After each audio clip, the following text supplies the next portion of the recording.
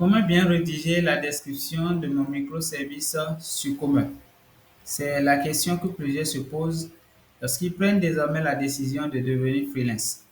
En réalité, c'est très simple. Et dans cette petite vidéo, nous allons essayer de voir des astuces et techniques qui nous permettront de bien rédiger notre description de microservice sur Commun. Rapidement, je me présente, Saturnin Owetabo. Je suis un web entrepreneur, vendeur professionnel sur Comep sous le nom de Mako ING. Lorsque vous tapez Mako, vous verrez mes services et j'ai soumis déjà plus de 90 qui ont été acceptés. Et ce sont des services bien optimisés. Et si vous essayez de voir que vous tapez des requêtes, généralement je sors dans les requêtes.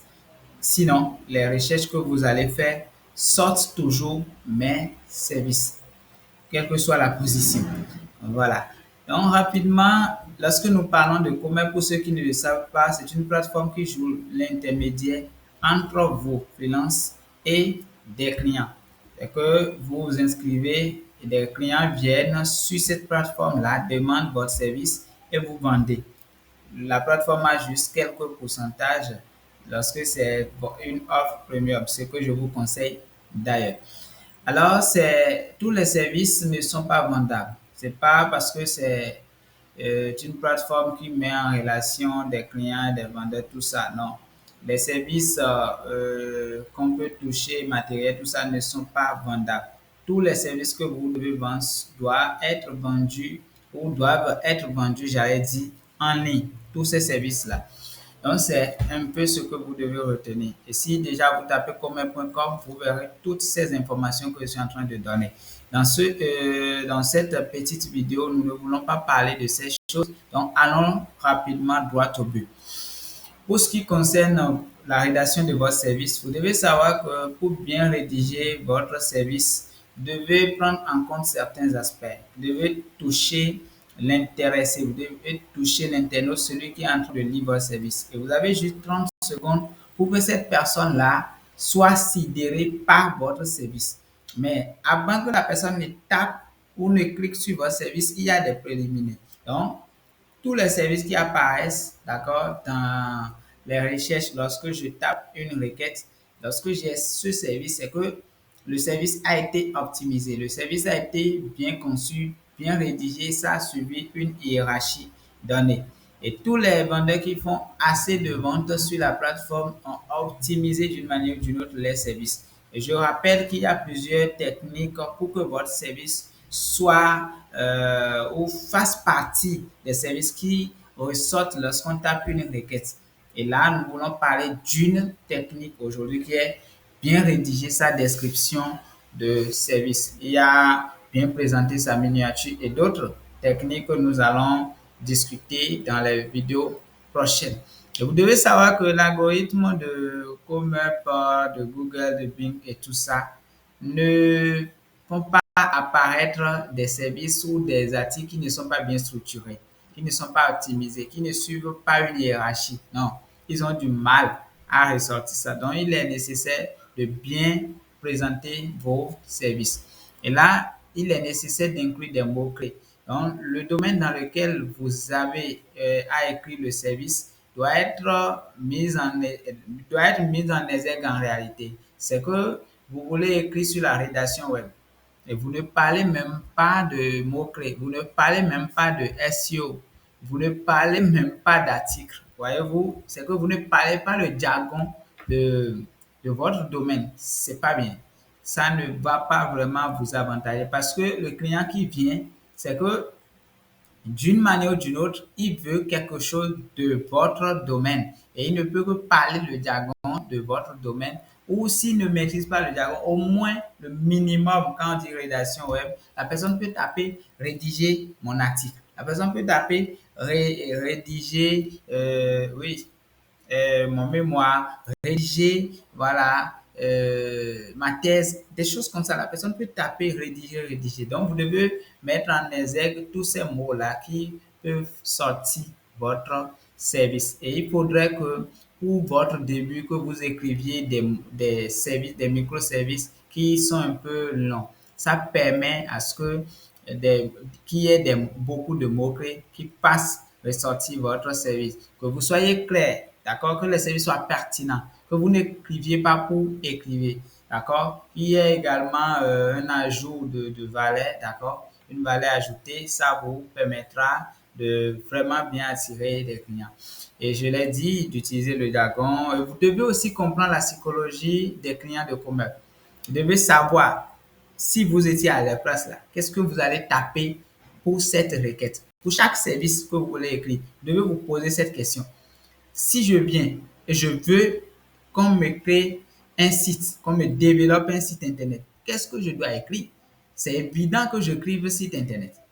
C'est même obligatoire que je parle de site web. C'est même obligatoire que je parle peut-être de WordPress, que je parle de Wix, que je parle de PrestaShop ou que je parle encore de Shopify. Voyez-vous? Donc, c'est des jargons de votre domaine qui sont en réalité la psychologie, qui sont en réalité ce que votre client va penser pour taper sa recherche. Et vous devez vous inspirer des services qui vendent déjà, pas tous les services, et essayer de voir aussi parce que certains quand ils commencent par vendre et tout, ils ont une autonomie, ils mettent d'autres services de n'importe quoi. Ça, ne vous inspirez pas de ces services parce que ce n'est plus les services qui vendent pour eux, mais plutôt leur autonomie. Et vous devez utiliser des outils de mots-clés. Un point .fr par exemple, les rédacteurs connaissent. Si vous avez un abonnement, c'est bon. Au cas contraire, vous pouvez utiliser l'essai gratuit, mais ça, c'est limité. Voilà. L'autre chose, c'est que, bon, vous devez inclure des appels à l'action. Et là, il faudrait qu'on parle rapidement d'un cas pratique pour finir, parce qu'il ne faudrait pas que je prenne aussi votre temps.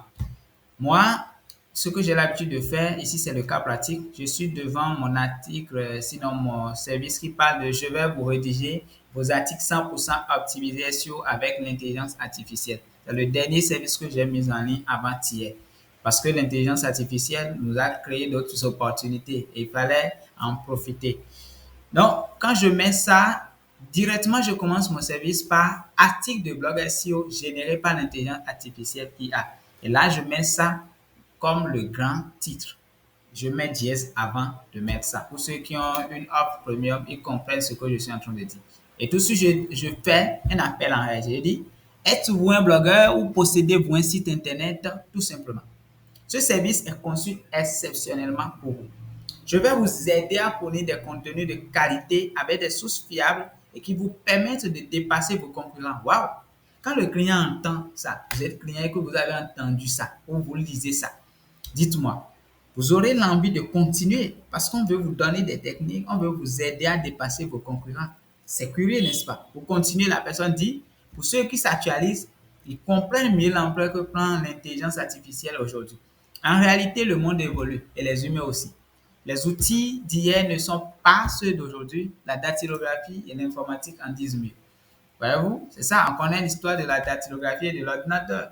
Et donc, l'informatique, hein, la machine à dactylographier, tout ça, on connaît l'histoire. C'était ça avant que nos parents ils utilisaient pour les saisir. Mais aujourd'hui, qu'est-ce qui s'est passé? C'est la même chose avec l'intelligence artificielle. Donc, vous l'interpellez, vous fournissez une information qui a l'impression de lui faire peur en réalité. Et là, il, soit il est en colère, soit il a peur et il décide de prendre un engagement, de prendre une décision. C'est le copywriting. Donc, c'est bon d'utiliser, d'inclure les techniques de copywriting dans votre description de microservice. Et j'ai continué en disant, ceux qui essaient de se mettre à jour pourront rester en phase avec cette révolution technologique.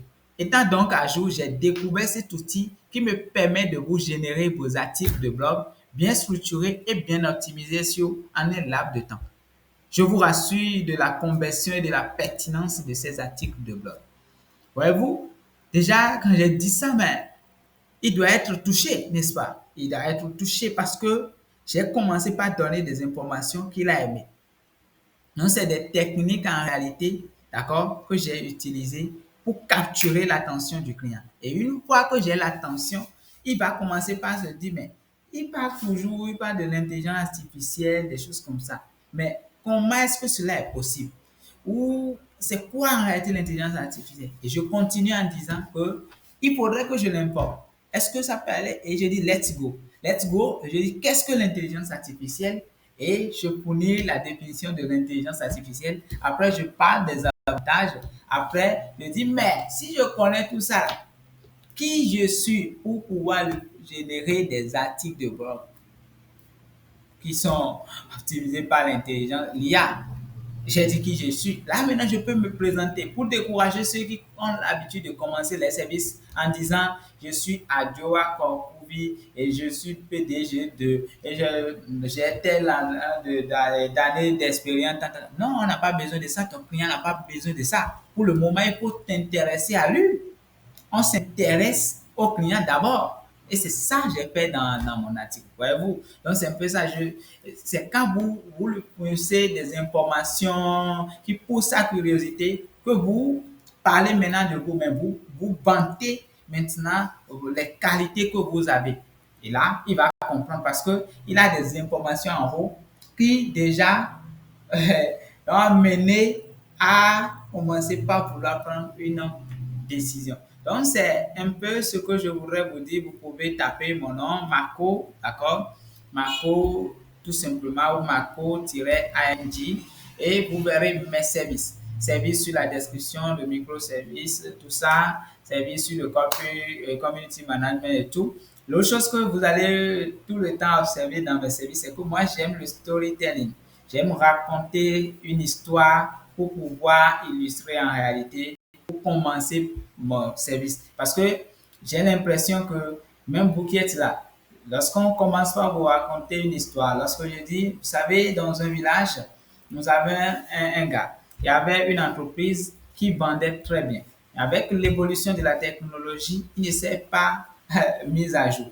Et une personne est venue installer son entreprise à côté. Cette personne ne fait pas de publicité en présentiel, mais possède un site internet qui lui rapporte des clients. Et l'autre qui était là a vu que l'autre vend désormais plus que lui.